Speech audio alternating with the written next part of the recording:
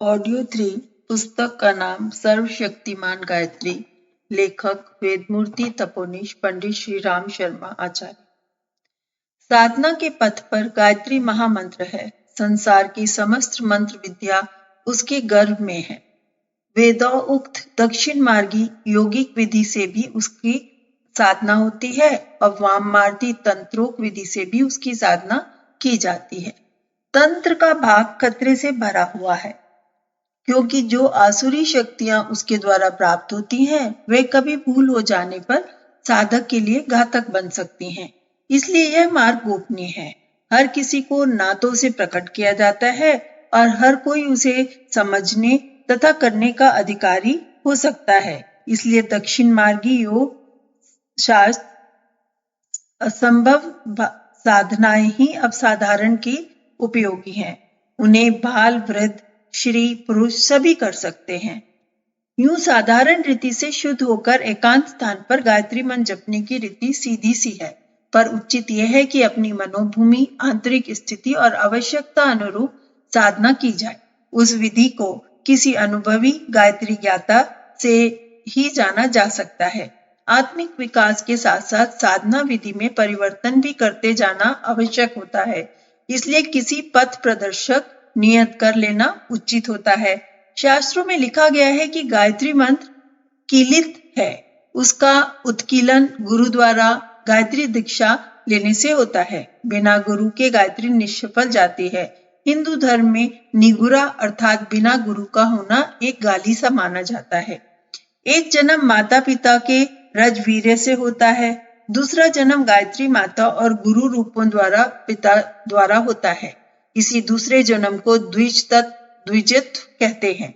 जैसे मंदिरों में भगवान की मूर्ति पत्थर की होती है, वैसे गायत्री की मूर्ति सूत्र की है, जो हर समय छाती और कंधे पर रखी जाती है। उसी को ब्रह्मसूत्र या यज्ञोपवीत कहते हैं। गायत्री में 3 पद, 9 शब्द, 3 व्याहति, 1 प्रणव है। यज्ञोपवीत में 3 लड़े, 9 धागे, 3 ग्रंथियां, 1 ब्रह्म ग्रंथि है। गुरु द्वारा यज्ञोपवीत की साधन गायत्री को लेकर साधना आरंभ करना ही गायत्री के उत्कीलन का शाप मोचन है। विधि पूर्वक की हुई साधना से ही आशाजनक सफलता मिलती है। गायत्री द्वारा संध्या वंदन बहुत ही सुगम है। आचमन, शिखा वंदन, प्राणायाम और न्यास केवल एक गायत्री मंत्र से ही हो सकता है। जब हवन करना हो तो केवल गायत्री मंत्र में स्वाहा शब्द लगाकर उसी से आहुति दी जा सकती है। यूं हवन की विधि बहुत ही विस्तृत है, पर गायत्री मंत्र द्वारा बड़ी सरल रीति से हवन हो सकता है। उपासना की सरल विधि: प्रातः काल सूर्योदय से 2 घंटा पूर्व तक और संध्या को सूर्योदय के पश्चात 1 घंटा तक गायत्री जप हो सकता है। इसके अतिरिक्त रात्रि के अन्य भागों में मौन मानसिक जप ही करना चाहिए। प्रातः काल मुंह पूर्व को, शाम को पश्चिम को रखें। माला तुलसी या चंदन की लेनी चाहिए। साधारणतः प्रातः काल स्नान करके और सायंकाल हाथ मुंह धोकर जप करना चाहिए, पर किन्हीं विवशताओं के बिना स्थान भी शुद्ध होकर साधन किया जा सकता है। तर्जनी उंगली में माला का स्पर्श नहीं होना चाहिए। सुमेरु बीज का बड़ा दाना है का उल्लंघन नहीं करना चाहिए। एक माला पूरी करके उसे हर बार उलटकर एक नया आरंभ करना चाहिए। माला ना हो तो उंगलियों के पोरों की सहायता से भी जप किया जा सकता है। जप इस प्रकार करना चाहिए कि कंठ से ध्वनि होती रहे, होंठ हिलते रहें, पर पास बैठा हुआ मनुष्य भी स्पष्ट रूप से मंत्र को ना सुन सके। सूतक, रोग, अशौच, यात्रा, रजोधर्म आदि परिस्थितियों में मन ही मन इस प्रकार का जप करना चाहिए कि कंठ, होंठ, जिह्वा आदि का संचालन ना हो। ऐसा मानसिक जप सोते जागते चाहे जिस दशा में किया जा सकता है। जप के समय मस्तिष्क के मध्य भाग में गायत्री का तेज पुंज प्रकाश का ध्यान रखना चाहिए। रविवार को गायत्री का व्रत किया जाता है। उस दिन अपने सामर्थ्य अनुसार निराहार, फलाहार, दुग्धाहार, स्वल्पाहार, अस्वाद आहार करके पूर्ण या आंशिक उपवास किया जाना चाहिए। विशेष तपश्चर्या के रूप में दिन में 24,000 का लघु अनुष्ठान, 40 दिन में 1.25 लाख का अनुष्ठान, 2 वर्ष में 24 लाख का महानुष्ठान किया जाता है। साधक को अपना आहार विहार सात्विक रखना चाहिए। प्रतिदिन एक निश्चित संध्या जप के लिए निर्धारित कर लेना चाहिए। समय भी नियत रहे।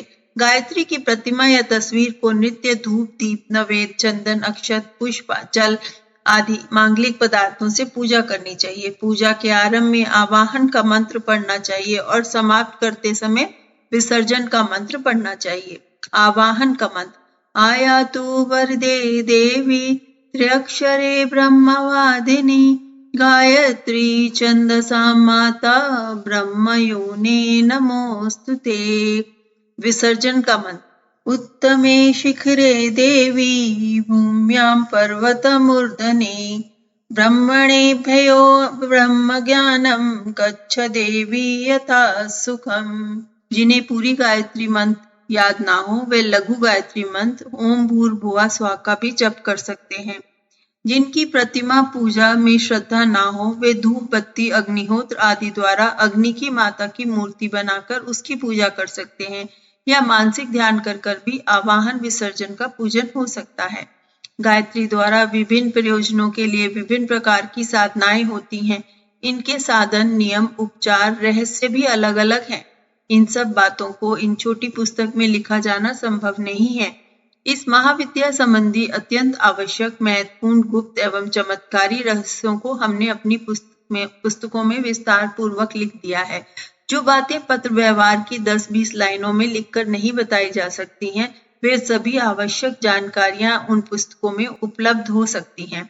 गायत्री साहित्य का पूरा सेट मंगाकर प्रेमी जन ब्रह्म विद्या का एक अमूल्य भंडार सहज ही प्राप्त कर सकते हैं। जिस प्रकार डॉक्टरी विद्या समुचित जानकारी प्राप्त किए बिना चिकित्सा या ऑपरेशन लगाना ठीक नहीं है, उसी प्रकार गायत्री विद्या की समुचित जानकारी प्राप्त किए बिना भी साधन करने लग जाना विशेष उपयोगी नहीं होता। अधूरी साधना का परिणाम भी अधूरा ही होता है। इसलिए इस मार्ग में रुचि रखने वाले जिज्ञासुओं को चाहिए कि अपनी प्रकाशित गायत्री विद्या का पूरा साहित्य एक बार आदि से अंत तक अवश्य पढ़ लें।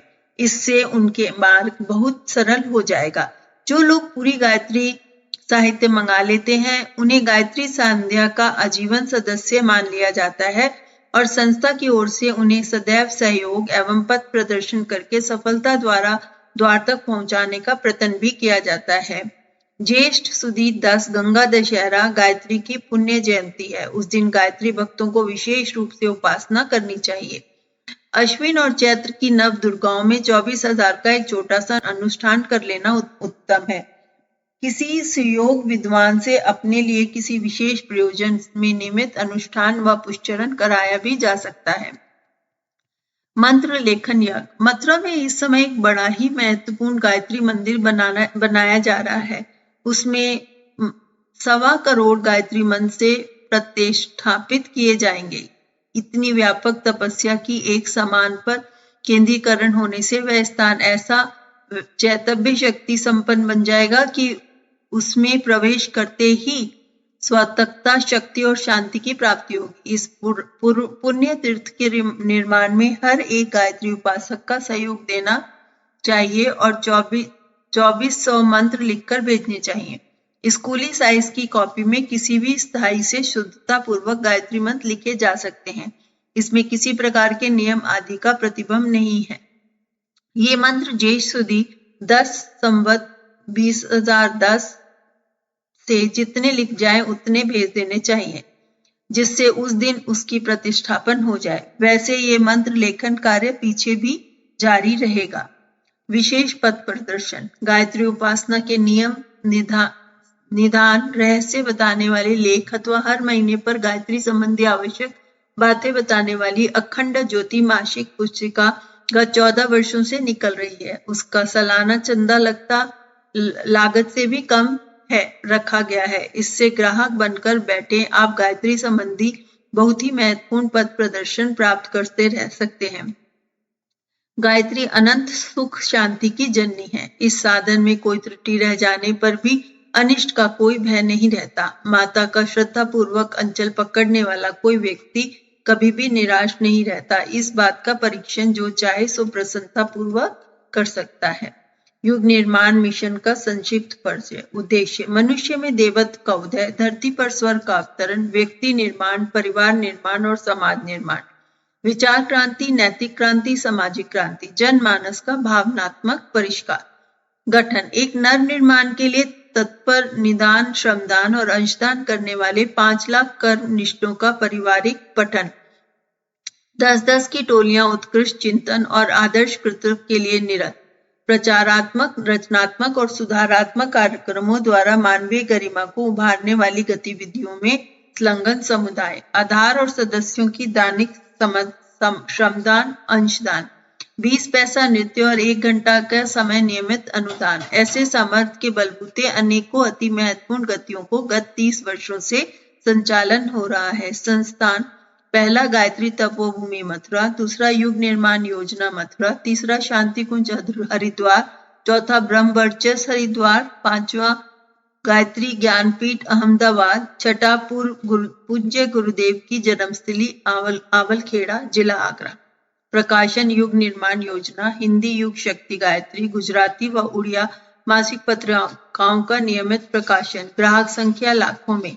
जीवन साधना के संदर्भ में 500 पुस्तक का प्रकाशन देश की कई महत्वपूर्ण भाषाओं के निजी प्रेस द्वारा।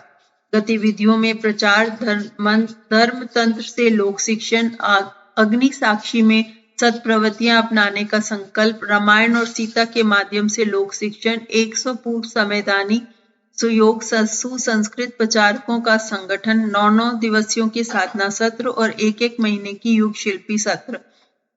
युग निर्माण विद्यालय मथुरा, ब्रह्मवर्चस्व साधना हरिद्वार, टेप रिकॉर्डरों द्वारा युग संदेश का विस्तार।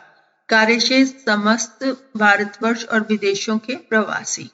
अंतिम संदेश, 80 वर्ष की अपनी लंबी स्वदेशी शरीर यात्रा पूरी हुई। इस अवधि में मैं परमात्मा का हर पल अपने हृदय और अंतःकरण में प्रतिष्ठित मानकर एक एक क्षण का पूरा उपयोग किया गया।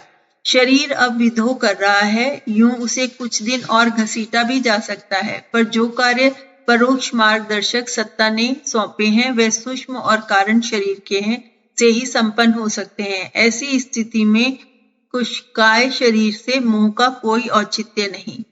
ज्योति बुझ गई, ये भी नहीं समझना चाहिए। अब तक के जीवन में जितना कार्य इस स्थूल शरीर ने किया है उससे 100 गुना सूक्ष्म अंतःकरण से संभव हुआ है। आगे का लक्ष्य विराट है। संसार भर के 6 अरब मनुष्यों का अंतर चेतना को प्रभावित और प्रेरित करना है। उससे आध्यात्मिक प्रकाश और ब्रह्मवर्चस्व जगाने का कार्य पराशक्ति से ही संभव है। परिजन जिनके हमने ममत्व के सूत्र से बांधकर परिवार के रूप में विस्तृत रूप दे दिया है, संभवतः स्थूल नेत्रों से हमारी काया को नहीं देख पाएंगे, पर हम उन्हें विश्वास दिलाते हैं कि इस शताब्दी के अंत तक जब तक सूक्ष्म शरीर के स्तर तक ना पहुंच जाएं, हम शांति कुछ परिसर व प्रत्येक परिजन के अंतःकरण में विद्यमान रहकर उनके बालकों में नवजीवन जैसा उत्साह भरते रहेंगे। उनकी समस्या का समाधान उसी प्रकार निकलता रहेगा जैसा कि हमारी उपस्थिति में उन्हें उपलब्ध होता था। हमारी आपसी संबंध अब और भी प्रगाढ़ हो गए हैं, इसलिए हम बिछड़ने के लिए नहीं जुड़े हैं। हम एक क्षण के लिए भुला पाना आत्मीय परिजनों के लिए कठिन हो जाएगा। ब्रह्म कमल के रूप में हम तो खिल चुके हैं, किंतु उनकी शोभा और सुगंधि का विस्तार हेतु ऐसे अनगणित ब्रह्म बीज देव मानव उत्पन्न कर जा रहे हैं जो खिलकर समूचे सांस्कृतिक सरोवर को सौंदर्य सुवास से भर सके और मानवता को निहाल कर सके। ब्रह्मनिष्ठ आत्माओं का उत्पादन, प्रशिक्षण एवं युग निर्माण के महान कार्यों में उनका नियोजन बड़ा कार्य है। ये कार्य हमारे उत्तराधिकारियों को करना है। शक्ति हमारी काम करेगी और प्रचंड शक्ति प्रवाह अनगिनत देवात्माओं को इस मिशन से अगले दिनों जोड़ेगा। उन्हें संरक्षण, स्नेह देने, खरीदने, संवारने का कार्य माताजी संपन्न करेंगी। हम सतयुग की वापसी के सरंजाम में जुट जाएंगे। जो भी संकल्पनाएं नवयुग के संबंध में हमने की थी वे साकार होकर रहेंगी। इस निमित्त काम पिंजर का सीमित परिसर छोड़कर हम विराट घनीभूत प्राण ऊर्जा के रूप में विस्तृत होते जा रहे हैं। देव समुदाय के सभी परिजनों को मेरा कोटि कोटि आशीर्वाद। आत्मिक प्रगति की दीक्षा में अग्रसर होने होते हुए अनगिनत शुभकामनाएं। श्री राम शर्मा आचार्य।